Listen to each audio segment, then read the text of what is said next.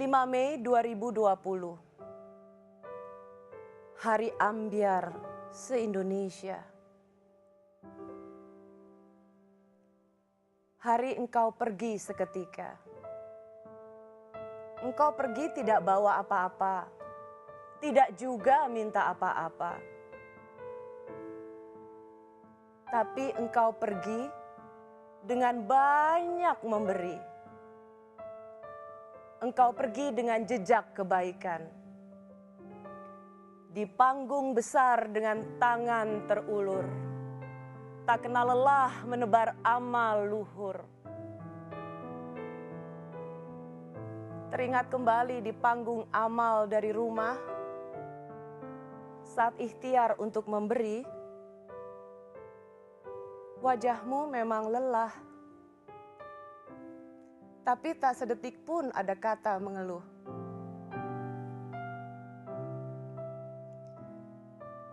Mas Didi Kempot, setiap kalimat yang panjenengan ucapkan selalu ada kata matur nun, matur nun, matur nun.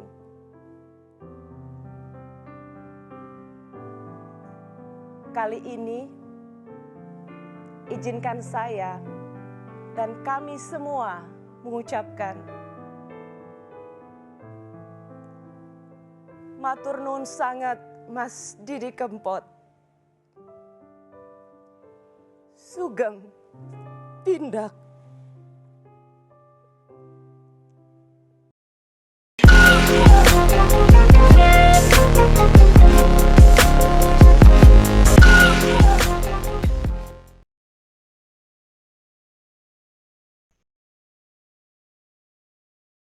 Assalamualaikum warahmatullahi wabarakatuh. Bersama saya Bambang Sadono di channel Inspirasi Jawa Tengah. Mudah-mudahan channel ini bisa memberi inspirasi, memberi motivasi, edukasi, informasi, syukur bisa sampai ke solusi. Luar biasa kali ini saya ketemu dengan rajanya presenter ini, saya kira orang yang sudah ratunya yang sudah sangat lama saya kenal dulu ya di SCTV, sekarang menjadi pemimpin redaksi dari channel Kompas. Luar Mbak Rosi. Kalau orang lama pasti ingatnya Liputan 6. Saya Liputan 6. Saya ini akhir-akhir ini banyak mewawancarai tentang Mas Didi Kempot. Dan kami sedang menyiapkan sebuah buku. Sudah banyak yang kita wawancara, banyak tulisan yang sudah kita kumpulkan, antara lain dari Pak Dahlan Iskan, Pak Jaya Suprana, dan sebagainya. Tapi rasanya belum lengkap kalau sebuah peristiwa penting yang banyak dikomentari, banyak dipuji orang mengenai konser amal dari rumah itu tidak ikut. Maka saya berusaha keras untuk ketemu Mbak Rosi untuk mendapatkan cerita sekitar itu. Nah, monggo Mbak Rosi, saya kira saya pernah melihat Pak Didi Kempot itu beberapa kali ya tampil di acaranya Mbak Rosi, tampil di Kompas TV. Ya, mungkin kita mulai dari kapan Mbak Rosi mengenal Mas Didi Kempot? Sebenarnya kalau mengenal secara berkomunikasi intens, sebenarnya saya bisa dibilang tidak terlalu baru, Mas. Jadi tapi memang yang menarik dari interaksi saya dengan Mas Didi Kempot, tampil di talk show saya, kami merasa langsung klik gitu, frekuensinya langsung sama, sehingga kalau melihat acara live bersama Mas Didi Kempot di talk show Rosi misalnya, itu kayak bercandanya udah kenal lama, gitu. Apalagi Mas Didi Kempot itu paling senang kalau udah ngeledekin saya dengan bahasa Jawanya kan. Iya. Itu kan menarik sekali itu. Saya melihat itu. Jadi antara bahasa yang kagok-kagok, yang kadang-kadang nggak nyambung, tapi Mas Didi agak mungkin Mbak Rosi juga nggak tahu dia ngomong apa gitu. Gimana itu? Iya. Iya. Jadi waktu itu kan jadi sebenarnya awal tahun lalu itu ketika Mas Didi Kempot tuh kan trending lagi. dan secara mengejutkan begitu, Mas Didi Kempot dengan lagu-lagunya yang sebenarnya udah lebih dari 800 kalau nggak salah ciptaan lagunya.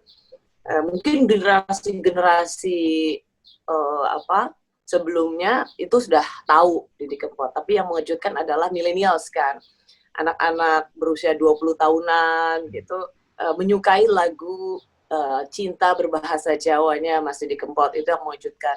Jadi ketika trending tahun lalu The Godfather of the Broken Heart itu, ya udah kita ngundang Mas Didi Kempot. Dan memang di luar dugaan banget Mas Bambang, karena waktu itu kan kita biasa ada penonton untuk di studio, itu range umurnya luar biasa. Jadi nggak hanya bapak-bapak, ibu-ibu, tapi memang banyak juga yang bisa kita bilang anak-anak muda banget gitu, yang baru 20-an. Jadi memang ngelihat penontonnya itu dari yang ya tua-tua gitu sampai yang kinyis-kinyis gitu Mas Bambang. Ya, itu juga dampak ratingnya tinggi banget ya. Bagus Mas, iya. Dan kalau kita lihat di YouTube misalnya itu jutaan yang nontonnya, karena kayaknya seneng itulah nikmatnya atau salah satu kebaikan ketika itu di post di YouTube ya. Kalau dulu kan zaman saya masih di Liputan atau SCTV dulu kan mintanya DVD-nya ya, mintanya VCD-nya kan bisa diputar di rumah. Kalau sekarang kan tidak begitu, ada live streaming-nya, kemudian sudah langsung bisa ditonton berkali-kali. Jadi segala sesuatu yang menyangkut Mas Didi Kempot itu pasti viewers-nya atau penontonnya itu luar biasa banyak banget. Iya, saya kan juga melihat Mbak Rosi mencoba menyanyikan lagu Jawa juga, lagunya Mas Didi Kempot. Itu memang senang betul atau mungkin ada yang bisa memang nyanyi lagu-lagunya Mas Didi Kempot itu? Sebenarnya nggak bisa Mas. Jadi di keluarga saya penggemarnya Mas Didi Kempot itu abang saya. Abang saya dia penggemarnya stasiun balapan. Lalu ponakan-ponakan saya yang baru berumur 20-an tahun, ada yang baru 22, ada yang baru 27, 28. Jadi antara omnya sama ponakannya. Apakah saya penggemar lagu Mas Didi Kempot? Awalnya sih enggak gitu, karena memang saya nggak ngerti bahasa Jawa gitu. Tapi karena sejak tahun lalu saya kan berpikir ada apa ya dengan lagu-lagunya Mas Didi Kempot? Pasti ada sesuatu. Masa nggak bisa? Saya berusaha untuk mendengarkan. Oh iya ya, lama-lama memang lagu ini lagu tentang patah hati, tapi dijogetin aja, terus orang tetap bisa. Saya ngelihat animonya di pementasan Mas Didi Kempot. Di situ kemudian saya mau coba nyanyiin. Dan yang waktu itu memang favorit saya Pamer Bojo. Pamer Bojo. Jadi memang yang seperti apa masih ingat? Neng opo seneng aku, yen mung gawe loroku, pamer bojo anyar neng ngarepku. Cuman bisa itu doang sih. Itu sudah mulai kena itu. Jadi lumayan. Logatnya sudah kelihatan Batak lagi itu. Iya. Dan orang yang sering mengkoreksi saya kalau saya bilang pamer bojo itu Menteri Keuangan Sri Mulyani, karena awal-awalnya saya selalu bilang ini, pamer bojo. Bojo Rosi, bukan bojo gitu. Jadi mengucapkan bojo aja saya agak butuh berbulan-bulan supaya lebih Jawa. Ya. Mbak Rosi, sekarang siapa sih yang punya ide mau konser dari rumah itu mulainya? Dari Mas Didi atau dari Kompas? Mas Didi. Jadi kalau aku boleh cerita sedikit panjang, Mas Bambang. Jadi gini Mas ceritanya. Saya ingat betul saya itu udah masa pandemi loh, karena itu minggu pertama Presiden mengumumkan kasus nomor 1 waktu itu. Jadi itu kan bulan Maret tanggal 2 ya kalau nggak salah, Presiden Jokowi mengumumkan tentang kasus pertama virus corona. Saya ingat waktu itu saya lagi makan malam, hari Jumat malam, sehingga handphone saya itu saya silent kan, sehingga saya nggak dengar ada ring telepon masuk dari wakil saya dan teman-teman kantor gitu. Saya baru selesai sekitar jam 10:30, jam 11 kalau nggak salah waktu itu, dan saya langsung menelpon balik. Jadi Mas Didi Kempot melihat bahwa ini kan sudah serius ini, April bukan Maret. Jadi 1 bulan setelah itu mau deket musim mudik. Betul. Nah, terus Mas Didi Kempot melalui Mas Blong Tampur waktu itu. Jadi ini sebenarnya lebih ke arah inisiatifnya almarhum Mas Didi Kempot untuk membantu pemerintah jangan mudik dulu di tengah pandemi seperti ini, karena baru Maret dan ini 1 bulan kemudian. Nah, Mas Didi Kempot itu kan punya jutaan followers atau pengikut, pengagum, sobat ambyar, sad boys, sad girls, yang lagu-lagunya itu selalu didengar dalam perjalanan pulang kampung. Jadi Mas Didi Kempot punya inisiatif itu supaya jangan mudik dulu. Nah, ide itu yang menghubungkan Mas Didi Kempot ke Kompas TV melalui Mas Blong Tampur.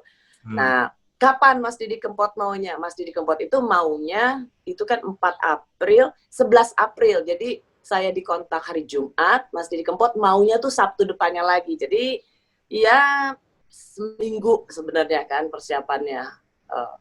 Tapi waktu kita sempat berdiskusi bahwa ngejar atau enggak gitu. Tapi saya nggak tahu kenapa ya Mas Bambang, saya bilang udah ambil gitu.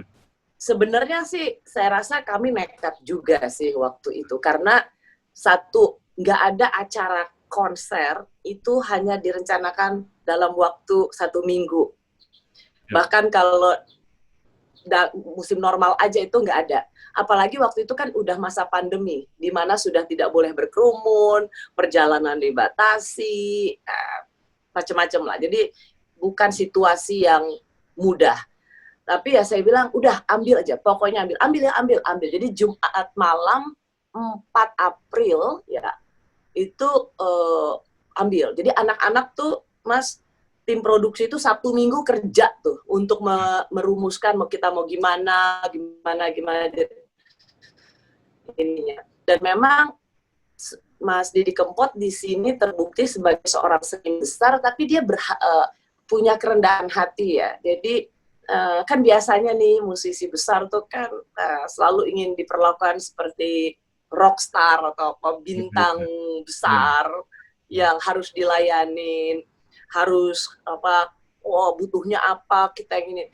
Mas Didi Kempot itu enggak sama sekali. Jadi bisa dibilang kenapa hanya dalam waktu kurang dari 1 minggu persiapan tapi bisa lancar, mulus, alhamdulillah. Ya karena Mas Didi Kempotnya itu enggak rewel. Dia tidak yang saya hanya segini lagu ya, saya ini nih ya, ini nggak boleh. Enggak Mas. Mas Didi Kempot itu, jadi ketika tim Kompas TV nanya, Mas Didi Kempot nanti mau berapa lama? Terserah Kompas TV, mau berapa lagu? 20 lagu, 15 lagu, sama sekali nggak ada, terserah Kompas TV, apapun yang Kompas TV mau dari saya kerjain gitu. Sehingga proses perencanaan itu sangat gampang karena Mas Didi Kempot itu nggak hitung-hitungan. Nah di atas itu semua Mas Bambang sebenarnya yang selain jangan mudik dulu, yaitu tadi mau ngumpulin donasi pada mereka yang terkena dampak COVID itu. Jadi 2 hal mulia itulah yang ingin dilakukan oleh Mas Didi Kempot. Nah, ya syukur alhamdulillah itu lancar selancar-lancarnya tanpa kendala. Ya seperti yang Mas Bambang dan banyak penonton Indonesia saksikan. Ya, jadi itu kan banyak orang yang bertanya, itu kan dapat kalau nggak salah 7 miliar ya dapatnya donasi itu. Iya. Artinya kan 6,7 kalau nggak salah angkanya. Ya, betul, 6,7 sekian. Ya, jadi saya harus cek. Seingat saya ya, betul. Ya. Itu kan banyak yang bertanya itu. Jadi ini mungkin angka pertama yang bisa dicapai di dalam konser atau dalam acara mencari donasi semacam itu. Tapi kan kemudian oleh Mas Didi diikhlaskan seluruhnya. Itu sebelumnya pembicaraannya seperti apa, Mbak Rosi? Nah itu tadi Mas, yang seperti tadi saya bilang, Mas Didi Kempot itu nggak hitung-hitungan sama sekali. Dia nggak hitung-hitungan, saya hanya mau 10 lagu, saya hanya mau 5 lagu, enggak, terserah Kompas TV mau berapa lagu, ayo aku manut, gitu ibaratnya. Terus soal donasi, Mas Didi Kempot juga nggak bilang bahwa ini nanti untuk sini ini, enggak. Donasi itu semuanya untuk mereka yang terdampak. Saya harus kasih tahu sesuatu juga yang sangat penting yang menunjukkan hatinya yang sungguh mulia. Mas Didi Kempot itu nggak dibayar loh. Nah ya pakai itu. Untuk konser amal itu nggak dibayar. Tapi Kompas TV mau fair gini, Mas Bambang. Kami akan, karena kami dapat iklan gitu, nanti dipotong produksi, habis itu kami bagi. Gitu. Tapi awalnya Mas Didi Kempot itu enggak sama sekali, enggak naik nanti saya dapat berapa ini. Itu kami yang bilang, enggak Mas Didi, ini kita kan bagaimanapun juga akan cari iklan. Nah nanti kita ini di produksinya, setelah itu kita bagi ya. Oh ya, itu aja Mas Didi Kempot itu sangat berterima kasih. Meskipun ya Mas Bambang, itu nggak pernah menjadi pembicaraannya Mas Didi Kempot. Ya. Tapi kalau itu sudah diselesaikan ya yang itu ya yang. Nah, itu dia Mas Bambang yang saya mau bilang, memang saya nggak tahu ya, ini ada satu perjalanan yang menurut saya dari sisi spiritual gitu, ini indah banget. Panggung konser amal Mas Didi Kempot selama 3 jam seorang diri,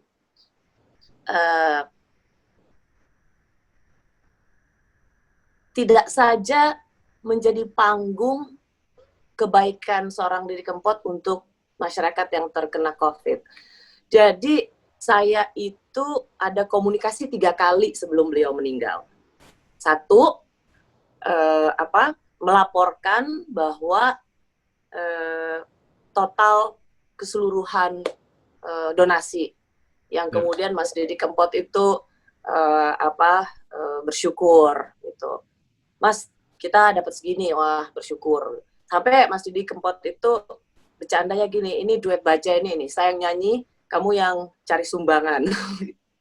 Karena kalau orang Batak yang minta sumbangan pasti, karena mereka nggak berani daripada sama orang Batak berantem, jadi kasih aja langsung sumbangannya gitu. Pas ini Mbak Rosi juga ikut bantu gedor-gedor gitu. Enggak Mas, enggak seberapa lah. Ini memang benar-benar ya bagaimanapun juga penggemarnya Mas Didi Kempot. Itu 1. Terus yang kedua, jadi melaporkan hasil sumbangan. Abis itu kan kita tutup tuh selama 1 minggu tuh. Waktu 3 jam konser itu terkumpul 5 miliar. Nah, hampir 5 M. Habis itu kan kami buka lagi seminggu, itu hampir 2 M tuh terkumpul lagi. Jadi hampir 2 M terkumpul. Nah, habis itu kan kita punya tanggung jawab untuk menyalurkannya. Saya minta Mas IG untuk ini asistennya Mas Didi Kempot untuk saya mau bicara. Karena Kompas TV itu merasa bahwa kemana ini disalurkan dan bagaimana donasi ini disalurkan harus atas persetujuan Mas Didi Kempot. Itu rules dari Kompas TV. Karena kan ini acara kita bersama. Jadi dan Mas Bambang ketika saya telepon Mas Didi itu bilang, Mas, ini kita udah siap mau nyalurin. Nah, Mas Didi mau salurin kemana, biar kita diskusi kemana aja. Tahu nggak Mas Bambang, itu Mas Didi tuh gini, terserah Mbak Rosi aja. Wis, Mas Rosi, aku manut aja. Jadi nggak mikir apa-apa bahwa ini harus di sini. Enggak. Itu yang menunjukkan bahwa orang ini kalau udah mau nolong, ya nolong gitu. Nggak mau bikin ribet gitu. Tapi tahu nggak, itu tuh kita ada sekitar 4 menit berdebat saya sama dia. Karena Mas, udah wes, udah Mbak Rosi aja. Kalau Mbak Rosi, wis kalau mana yang baik buat Mbak Rosi, Kompas TV yang nentuin, aku manut, ini aja. Nggak bisa Mas Didi, nggak bisa. Ini acaranya Mas Didi harus ikut tahu kemana ini.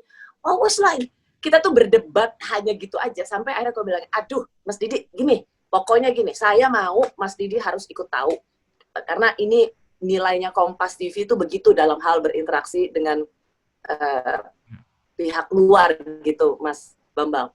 Akhirnya saya tuh yang ngambil keputusan, Bu, saya bilang gini aja Mas Didi tunjuk orang yang akan berdiskusi dengan Kompas TV, gitu, kemana kita akan salurkan dan bagaimana cara penyalurannya, gitu aja, gimana? Oh, baru akhirnya nurut tuh. Dengan solusi itu baru ada, oh ya siapa harus ada, oke, Mas IG sama Mas Blongtang Pur, perwakilan dari Mas Didi Kempot. Ya udah, akhirnya saya telepon Mas Blontang, nanti ada bagian dari Markom kita, marketing communication kita, untuk berdiskusi kemana aja, dan bagaimana kita menyalurkan. Dan itu nggak terlalu lama, Mas Bambang. Disepakati, jadi melalui Lazis NU, Nahdlatul Ulama, Muhammadiyah, lalu Sobat Ambiar sendiri, dan kemudian ini Lintas Iman, jadi Lintas Iman untuk COVID gitu. Jadi di situ juga ada perwakilan dari Konghucu, Kristiani, Buddha, Hindu gitu, karena mereka juga terdapat. Dan menurut saya hasil keputusan bagaimana kepada siapa itu disalurkan dan bagaimana menyalurkannya itu menurut saya sih keren banget gitu, karena benar-benar diberikan pada ya cukup diverse ya Mas ya, beragam sekali gitu, dan mewakili banyak kelompok. Meskipun ya tentu saja ya apakah cukup atau tidak, semoga tapi tetap bermakna lah buat mereka yang membutuhkan. Iya, itu bagi Mbak Rosi sendiri. Sorry, Mas Bambang. Ya. Nah, ya. Itu ya soal donasi ya. Terakhir komunikasinya kemudian sama Mas Didi Kempot, itu hari Senin, Mas Didi Kempot mengatakan terima kasih sudah masuk ke rekeningnya. Terima kasih Kompas TV. Selasanya beliau meninggal. Oh, aduh, luar biasa. Itu yang tadi saya bilang pengalaman spiritual benar-benar. Jadi Mas Didi Kempot tampil, ia mengetahui itu sudah dibagikan, habis itu buat Mas Didi Kempot untuk keluarga juga sudah diterima dan beliau pergi. Iya. Saya mau tanya sedikit itu sebelum acara itu, dalam perkiraan Mbak Rosi kira-kira mau dapat donasi berapa itu sebelumnya? Menurut saya sih kita 3M aja udah bersyukur. Oh, jadi di luar dugaan itu ya, angka itu ya? Di luar dugaan, Mas. Di luar dugaan.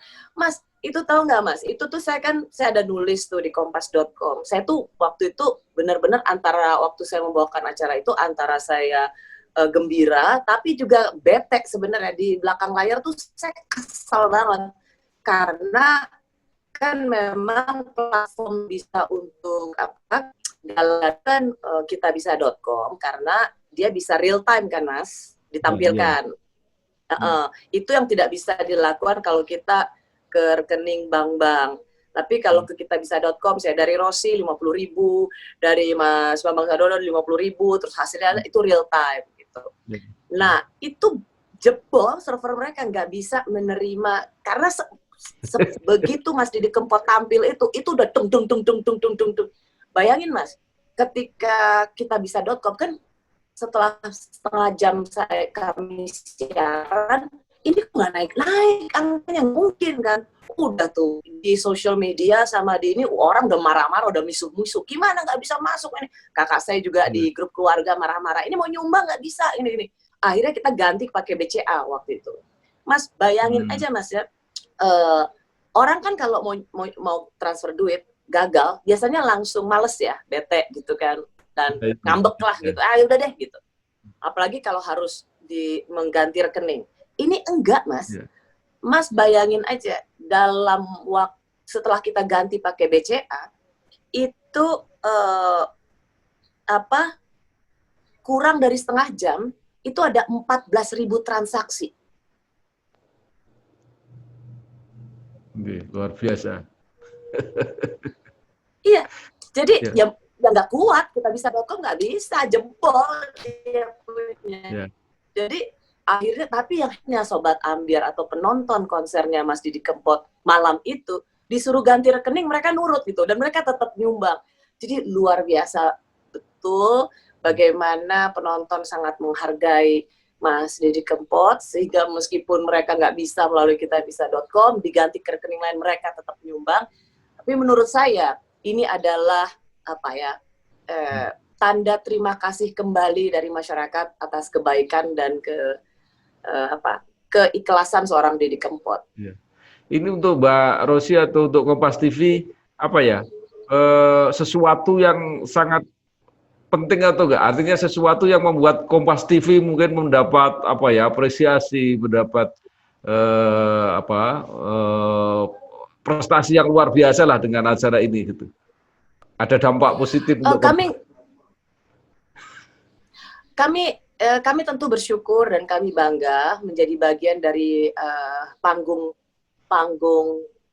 terbesar sekaligus terakhirnya seorang Didi Kempot. Kami sih nggak ngelihat itu sebagai wah ini satu prestasi atau wah ininya Kompas TV.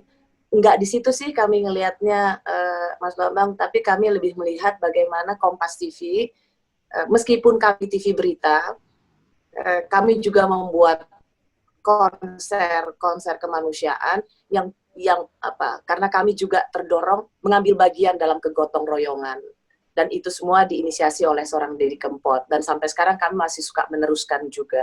Jadi kami nggak melihat ini sebagai satu prestasi, tapi justru kami melihat ini sebagai satu kewajiban yang harus terus dirawat supaya Kompas TV juga akan selalu, saya lebih senang untuk mengatakan agar Kompas TV selalu menjadi bagian dari kegotong royongan. Ya. Katanya Mbak Rosi sama Mas Didi sempat merancang juga, setelah itu nanti akan ada lagi itu. Ya, betul. Itu di pembicaraan yang kedua ketika yang saya bilang berdebat soal kemana saja kita salurkan dan bagaimana itu. Habis itu ya bilang, nanti kita bikin lagi ya Mbak, yuk kita bikin lagi, matur nuwun Gusti Allah, kira-kira seperti itu. Nah, ya, karena bagaimanapun juga kan, kita harus terima kasih, donasi yang terkumpul sudah banyak, saatnya kita terima kasih, gitu.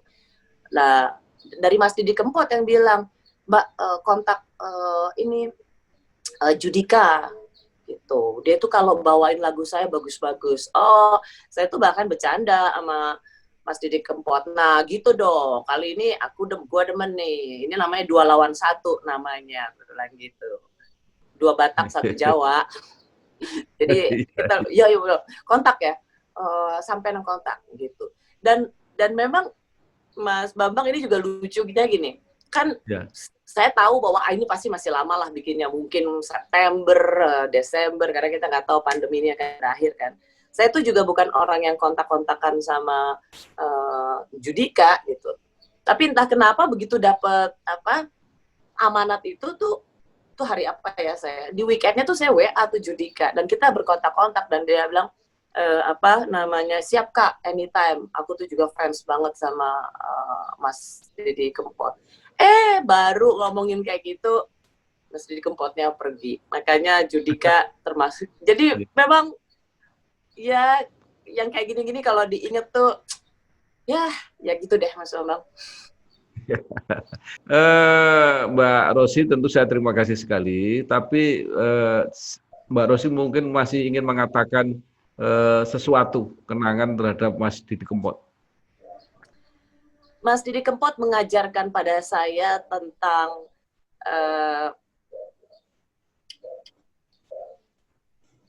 kesukarelaan. Ia mengajarkan saya bagaimana menjadi seorang bintang itu tidak pernah melupakan dari mana dia berasal dan tidak pernah melupakan akarnya. Seorang Didi Kempot juga mengajarkan pada kita semua untuk selalu bersyukur. Makanya dalam puisi saya untuk Mas Didi Kempot, ya selalu dalam habis lagunya, setiap almarhum menyanyi selalu mengatakan matur nuwun sangat. Gitu. Nah, Ya, saya merasa bahwa kali ini kitalah yang harus mengatakan matur nuwun sangat Mas Didi Kempot, karena Mas Didi Kempot telah mengajarkan pada kami bagaimana berbagi. Dan buat saya atau banyak orang yang mungkin berkecimpung di dunia panggung, Mas Didi Kempot itu mengajarkan, jadi bintang besar itu nggak usah ribet. Jadi bintang besar itu justru tetap sederhana dan rendah hati. Itu yang puisi itu masih ingat nggak, Mbak Rosi, puisi untuk Mas Didi Kempot? Nggak hafal semuanya, harus tetap dibaca. Iya boleh, silakan kalau ada. Oke. Nih, kira-kira gini. Matur nuwun Gusti Allah. Kita ingin bersyukur kepada pemilik alam semesta, karena kita percaya pandemi ini akan berakhir. Indonesia akan dipulihkan. Kita percaya dan kita ingin mengucap syukur. Itu janji kita kemarin. Namun, tak ada yang bisa melawan kuatnya waktu. Manusia boleh berencana, harus berusaha. Tapi, siapa bisa menahan matahari terbit di timur dan bulan rebah di ujung fajar? Seperti engkau yang akhirnya harus terkulai di suatu pagi. 5 Mei 2020, hari ambyar se-Indonesia. Hari engkau pergi seketika.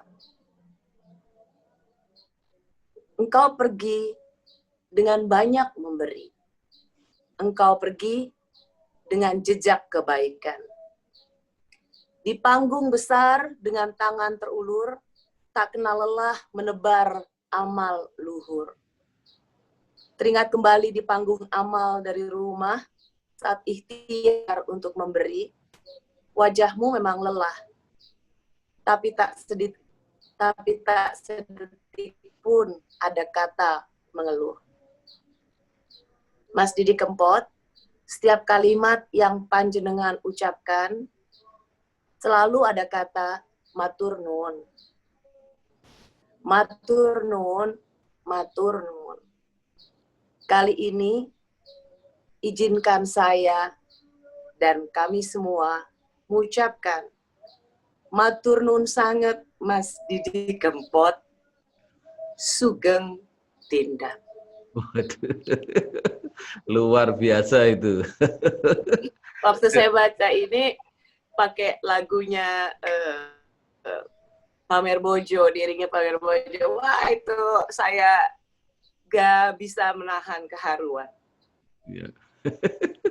Baik, Mbak Rosiana Silalahi, terima kasih sekali sudah memberi penjelasan yang saya kira luar biasa akan melengkapi buku ini. Sekali lagi terima kasih. Sukses terus, mudah-mudahan. Sama-sama Mas Bambang. Matur nuwun. Wassalamualaikum Matur nuwun warahmatullahi wabarakatuh. sangat, salam sehat selalu.